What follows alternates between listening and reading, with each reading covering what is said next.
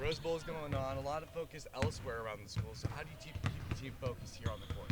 Oh, I think we're focused. We're ready. We're excited about Pac-12 play opening up. I think at times it looked like we played a little bored. I think in December, and I think our kids are really amped up. And let's face it, we got a good 12-0 Colorado team coming in here, so they're going to be ready for us.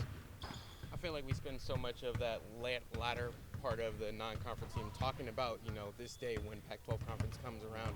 Now that it's finally here, what is the mentality of this team? Hey, we want to go out and dominate. We want to do what we've done the last 2 years. We've won the last 2 Pac-12 championships, and so we want to make that three-peat, so to speak. So our kids are excited. I mean, they're pumped up. I think we're going to see, if not our best game, one of our best games tomorrow night. I really do think our players are focused, and I see it in our key three, in Satu and Sabrina and Ruthie. I think this is what they know that they're playing for, and so yeah, we're amped. You had a lot of contribution through the non-conference from, obviously the freshmen, basically half your bench almost. What is the preparation to get them ready for this competition? What have the, older players talked to them about? Well, I think the first 11 games have gotten them prepared and ready.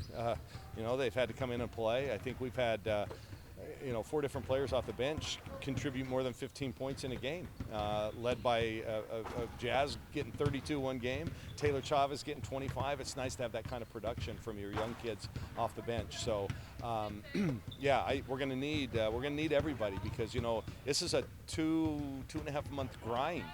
And there's going to be injuries. There's going to be kids that are sick. There's going to be kids not playing well. Their games go to heck, And so you need somebody to be able to step up and, make a contribution. That's what I anticipate we'll get. Starting Pac-12 play with an undefeated team, what's kind of been the mentality going into these practices and just getting ready for Colorado, who's been pretty well? In some respects, it's just another game. I mean, we prepare the same for every opponent. It doesn't really matter. I just think you can sense there's a little bit more focus when you play against Pac-12 teams. Partly because you're familiar with them, they're familiar with you. You've got to execute just a little bit better because they see you play a lot more. They played against you. They know your tendencies. So I think you just the magnitude, the focus, just got to be a little bit better and bigger. How's the health around this team so far? It looks like Morgan wasn't practicing today. I mean, it's that time of year. You get nicks and bruises and kids sitting out because maybe their back's hurt or tweaked a little bit. But no, we're fine. Health-wise, we're going to be fine. For the young kids, this is going to be a big jump for them getting into conference play. I mean, you've seen some really encouraging signs the last few Asked and answered. Weeks. Sorry. No, I'm just kidding. I'm kidding. I think they're ready. Listen, all our freshmen have played on the international stage. They're used to big-time competition. They've played, key minutes in our game against USA. They've played in other, key games. I don't think it's going to be that big of a jump. And I have heard Sabrina, who's really taken Jazz under her wing. I really like how, those two have been talking. They stay after. They get here early. They shoot. I think she's really helping them prepare for this moment. Taking this next step of your schedule, what do you feel like is you guys still have the most room to grow? I think defensively we're getting better. We're not shooting the ball well. We've turned it over 2 more times per game than we did at this point last year. So we got to do a better job, I think, of taking care of the ball, even though we're among the best in the nation at doing so. I think the consistency. We'll build a 25, 30-point lead, and then we just kind of hover right there. I think we've got to do a better job of putting our foot down, staying consistent with our effort and our execution for 40 minutes. And if we do that, we're going to be really hard to beat. Would you say that this is where you had hoped you'd be going into Pac-12 play? No, I wish we were 11-0, but we're 10-1, and we're number 2 in the country, which means not a whole lot. But no, I think we've been doing some pretty good stuff. But we're 0-0 now, like everybody else. This is 2020. We want to go 18-0, and then we want to go 3-0, and then we want to go 6-0. That's what our goal is. So we want to win. I don't know how many games is that, about 27. We could have a lot more games left. And, so there's still a lot of work to be done. And we just want to be the best team tomorrow night. Ruthie knocking on the door, 2,000 points. Just where do you feel like her game is at going into conference play right now, and just looking forward to seeing her make some history in the next game or two? Yeah, I think Ruthie's actually in the last week or so, you know, kind of step back a little bit. I thought early in the year she was by far our best player.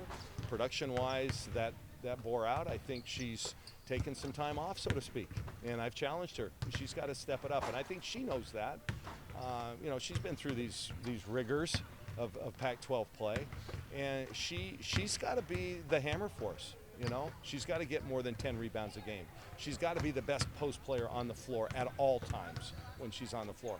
That's just what she's got to do. And there's none of this. You can't play weak. You can't play soft. You know, as you can tell, I'm ready to go, and I hope they have that same kind of mentality. She's better enough to feel like it's fair to expect her to sustain that without the kind of lull you think you've been seeing. Listen, if Ruthie doesn't play really well, you know, and just really focused and determined and tough, we're not going to reach our ultimate goals. It just won't happen. You know, we have to have that hammer inside. So she is important. But guess what? So is Sabrina. And so is Satu. I've challenged Satu. Satu, you need to be the best player on the floor anytime you're in the game. There's no other player like her in the country. And when she just wants to say, you know what, I'm going to be the best player, she is. There's just no question about that. So we have different players like that need to all now, you know, realize that and make that realization a reality. I feel like it was the same storyline a year ago, particularly with Satu, and she took a big step going from non-conference into conference play last year, but you feel like the ceiling's even so much higher. Yeah, and again with Satu, it's consistency. It's consistency of effort and focus. You know, it sounds like I'm down. I'm not down. I've challenged these guys. We've got to be better. I don't think we've played anywhere near our best basketball yet this year. We had one magical night back in November and put it together and played super, super well. And since then, I think we've just kind of at times sleptwalked. So I anticipate these guys have circled this game and this date, knowing this is the start of another journey. And an 18-game double round robin grind starting right here at Matthew Knight Arena on January 3rd. So we need the fans to keep coming out and supporting this group.